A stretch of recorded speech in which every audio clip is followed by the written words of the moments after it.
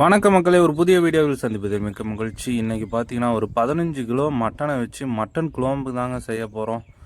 தரமான முறையில் செய்ய போகிறோம். வீடியோ ஸ்கிப் பண்ணாமல் பாருங்கள். ஃபஸ்ட்டு வந்து பெரிய பாத்திரத்தை வச்சு அதில் பார்த்திங்கன்னா எண்ணெய் ஊற்றிக்கலாம்.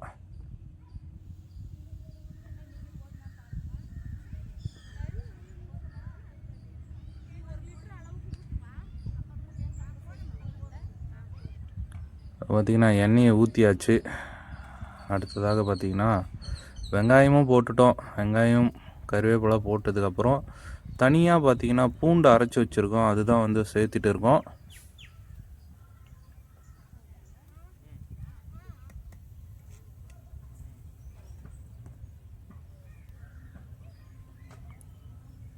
அடுத்ததாக பார்த்திங்கன்னா இஞ்சியும் வந்து தனியாக அரைச்சி வச்சுருக்கோம்.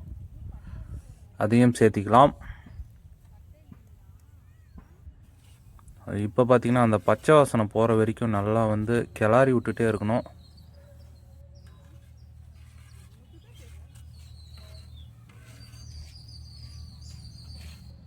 அடுத்ததாக பார்த்திங்கன்னா வெங்காயத்தையும் பார்த்திங்கன்னா அரைச்சி வச்சுருக்கோம். அதையும் வந்து சேர்த்திக்கலாம். நெக்ஸ்ட் என்ன, கறியை போட வேண்டியதான். நல்லா வந்து ஃப்ரெஷ்ஷாக வாஷ் பண்ணி எடுத்துக்கோங்க. மட்டன் பார்த்திங்கன்னா சும்மா வேறு மாதிரி இருக்குங்க. அடுத்ததாக பார்த்திங்கன்னா கசகசா சேர்த்திக்கலாம். நல்லா வாசனையாக இருக்கும். அவ்வளோதாங்க, கழுவி வச்ச மட்டனை வந்து போட போகிறோம்.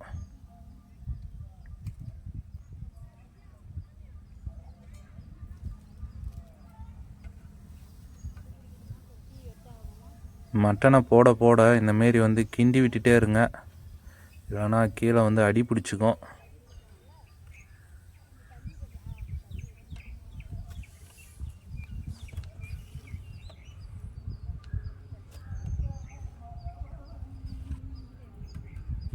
மட்டனை போட்டு நல்லா வந்து கிளறி விட்டுக்கலாம்.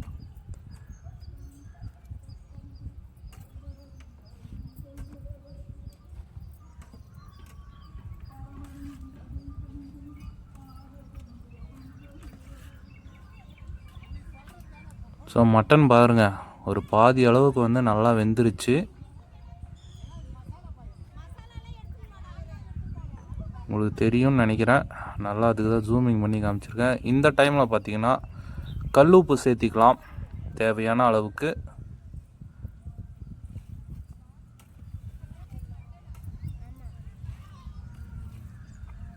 அவ்வளோதாங்க, மசாலா வந்து சேர்த்திக்கலாமா.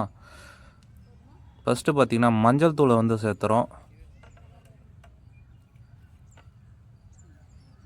அடுத்தது வீட்டிலே அரைச்ச மிளகாய் தூளுங்க.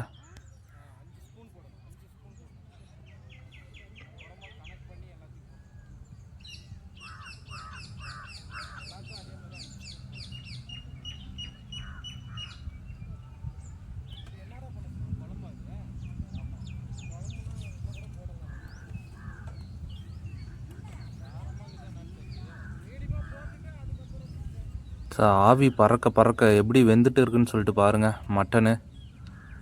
நல்லா வந்து கொதி வந்துச்சு. பார்க்கவே சும்மா அட்டகாசமாக இருந்துச்சு. மட்டன் ஆவி பறக்க பறக்க வெந்துட்டு இருக்குங்க. இப்போ பார்த்திங்கன்னா அரைச்சி வச்ச தக்காளியை சேர்த்துறோம்.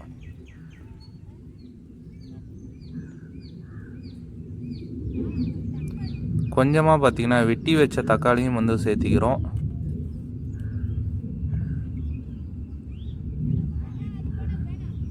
மட்டன் மசாலாவை சேர்த்திக்கலாம்.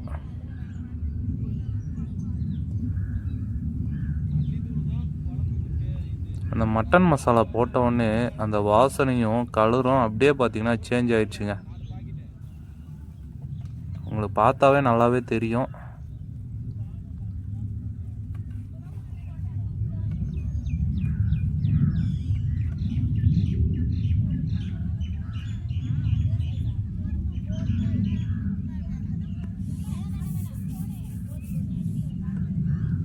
ஸோ அந்த ஆவி பறக்கிறதுல மட்டன் வேகத்தே வந்து சரியாக தெரிலிங்க. இப்போ தெரிந்து பாருங்கள். ஸோ எப்படி இருக்குன்னு சொல்லிட்டு எனக்கு வந்து இப்போவே கமெண்ட் பண்ணி விடுங்க. ஸோ மட்டன் நல்லா வெந்துருச்சுங்க. இப்போ பார்த்திங்கன்னா தண்ணியை வந்து சேர்த்துறோம் குழம்புக்கு. மசாலாவுக்கு ஏற்ற மாதிரி குழம்ப சேர்த்திக்கோங்க. இப்போ பார்த்திங்கன்னா அரைச்சி வச்ச தேங்காயும் சேர்த்திக்கலாம்.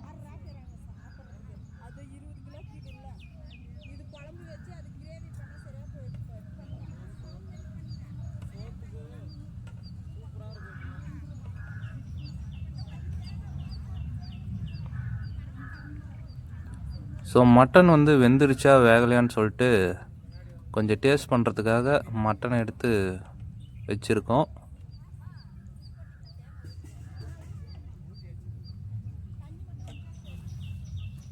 அவ்வளோதாங்க. உங்களுக்கு தேவையான அளவுக்கு வந்து தண்ணியை சேர்த்திக்கோங்க.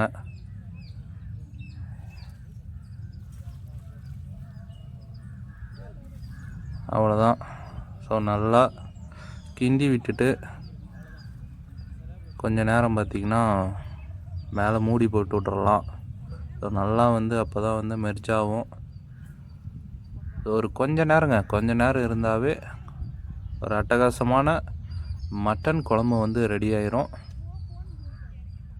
ரொம்ப நேரம் ஆச்சு. கொஞ்சம் எடுத்து பார்க்கலாம் எப்படி இருக்குன்னு. பாருங்கள் எப்படி கொதி வந்திருக்குன்னு சொல்லிட்டு. அப்படியே அந்த மூடியை எடுக்கும் போது அப்படியே அந்த வாசனை வந்து நல்லா தெரிஞ்சுங்க. நல்லா இருந்துச்சு அந்த ஃபீலு. ஸோ நல்லாவும் பார்த்தீங்கன்னா மட்டன் நல்லாவும் வெந்துருச்சுங்க.